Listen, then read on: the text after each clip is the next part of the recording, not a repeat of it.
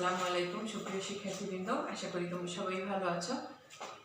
সরকারি বালিকা উচ্চ বিদ্যালয়ের অনলাইন ক্লাস তোমাদের সবাইকে স্বাগতম জানাচ্ছি। আজ আমি বাংলা দ্বিতীয় পত্রের শব্দার্থ নিয়ে আলোচনা করব। শব্দার্থ নিয়ে আলোচনা করার আগে অবশ্যই আমাদের জেনে এবং বুঝে নেওয়া দরকার যে শব্দার্থ আসলে জিনিসটা কি। শব্দার্থ আমরা বুঝি শব্দের অর্থ। আসলে ভাষার প্রাণই হচ্ছে শব্দের অর্থ। এটা ভাষার প্রাণ। যদি শব্দের অর্থই বোঝা না যায় তাহলে সেই ভাষাটা বোধগম্য হয় না। সুতরাং আমরা আগে চলে যাই যে শব্দার্থ কাকে বলে।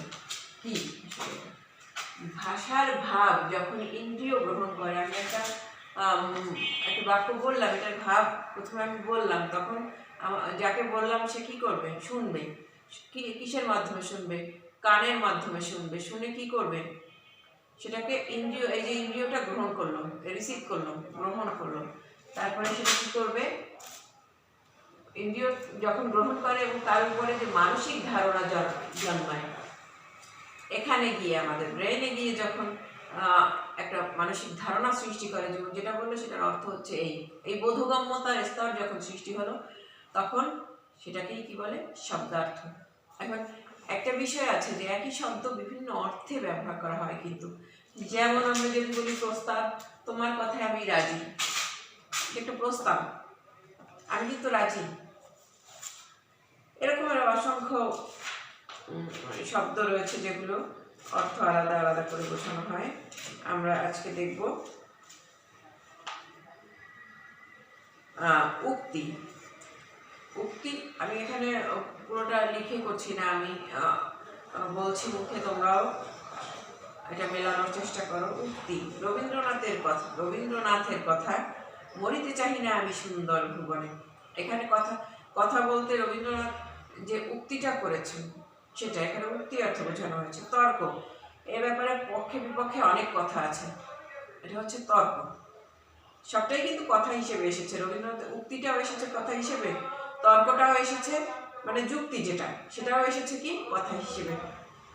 প্রতিশ্রুতি, আমি তোমাকে কথা দিলাম।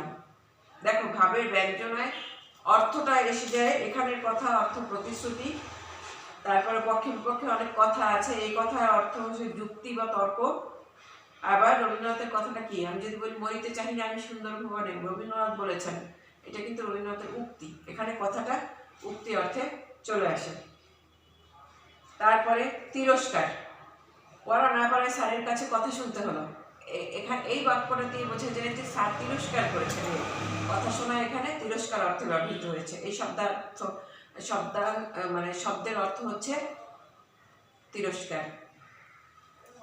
আবার কথায় কথায় তোমার নামটি চলে এসেছে, এখানে কিন্তু প্রসঙ্গক্রমে একটা কথা উঠেছে, এই কথায় কথায় তোমার নামটি চলে এসেছে। এখানে কথায় কথায় শব্দের অর্থ হচ্ছে এই কথার অর্থ হচ্ছে প্রসঙ্গক্রমে। এরকমের আছে কান, শ্রবণ অঙ্গ যখন শব্দের অর্থ হবে। নোভা কানে দুল পড়েছে, এখানে কানে বলতে একটা অঙ্গ বোঝাচ্ছে। আবার যদি বলি লোকটি কানে শোনে না, এখানে কানে শোনাটা বলতে বোঝাচ্ছে কানে মানে বধির।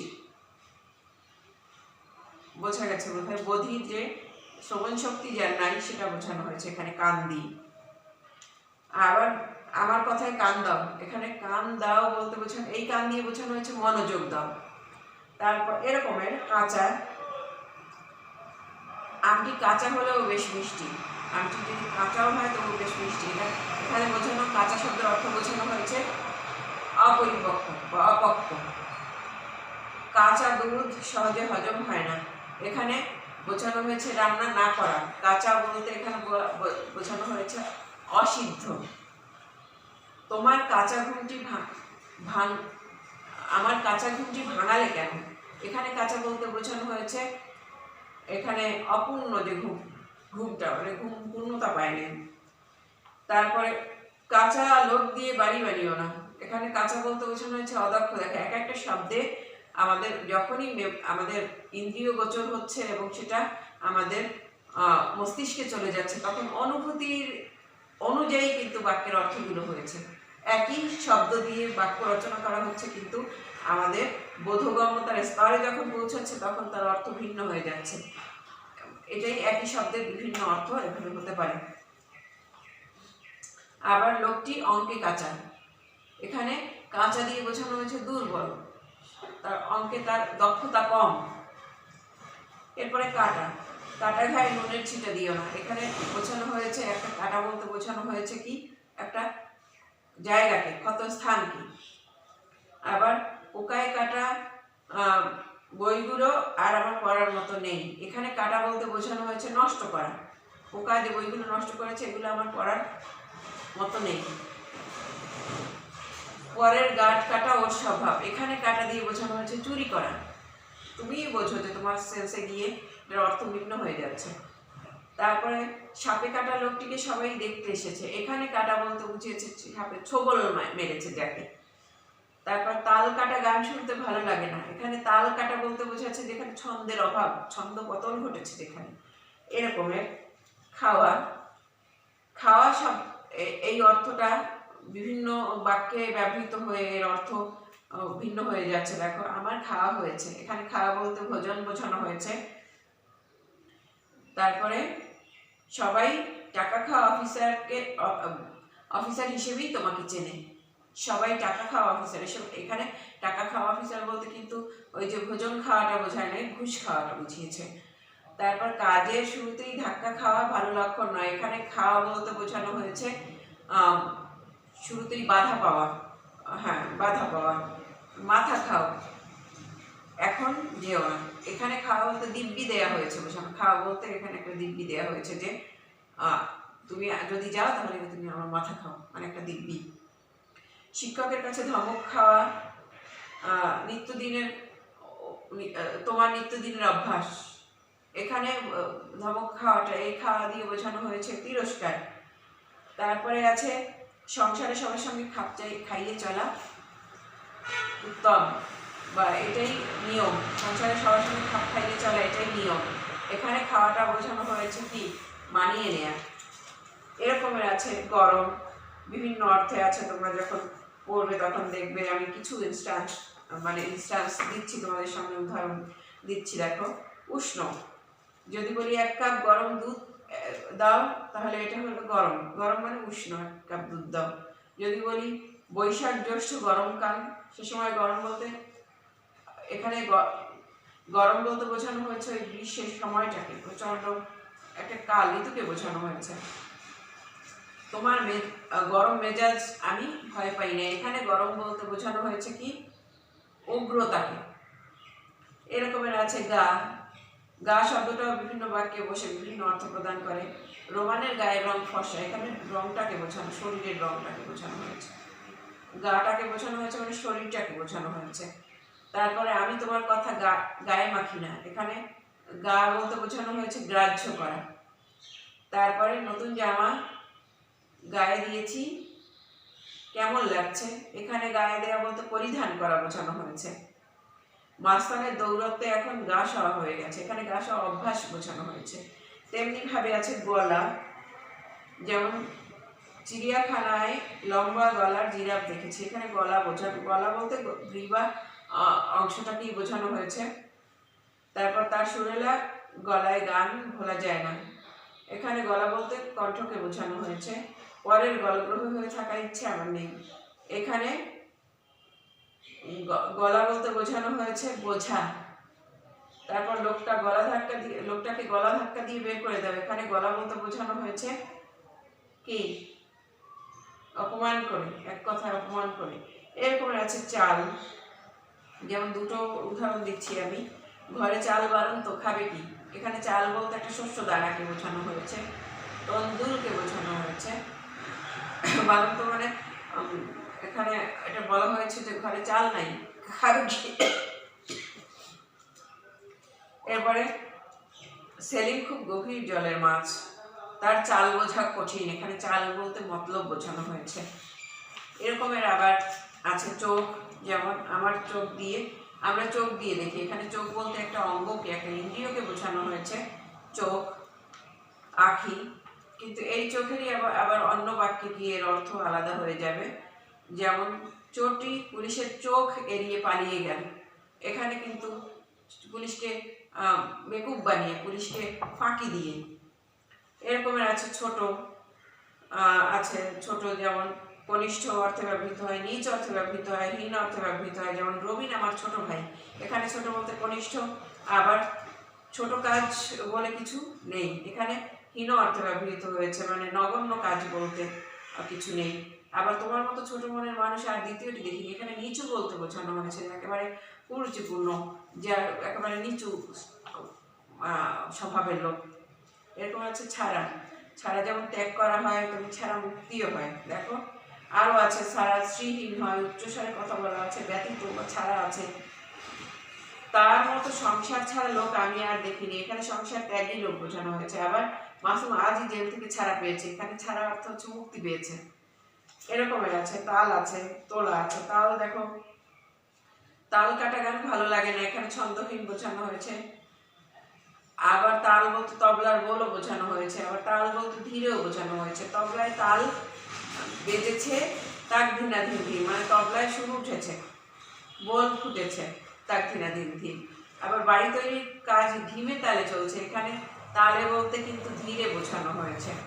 তোলা আগে বা পরে একটা শব্দ যুক্ত হবে, যুক্ত হয়ে এটাকে কি করবে, অর্থের পরিবর্তন সাধন করবে, কিন্তু মূল এই শব্দটাই বাক্যে ব্যবহৃত হবে, আগে বা পরে অন্য কোনো বিশেষ্য বা বিশেষণ ব্যবহৃত হবে, যেটা তাকে তার গতিকে ত্বরান্বিত করবে, তাকে অর্থের সংকোচন প্রসারণ করবে, অর্থের পরিবর্তন ঘটবে। তোলা, তোলা মানে উত্তোলন করা, স্বাভাবিকভাবে ব্যাংক থেকে টাকা তোলা হয়েছে, কিন্তু অন্য অর্থে দেখো কথাটা আমার তোলার কথা না, তুই বল, এখানে উত্থাপন করা।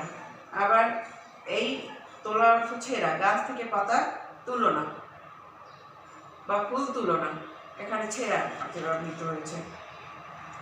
এরকমের আরো অনেক আছে,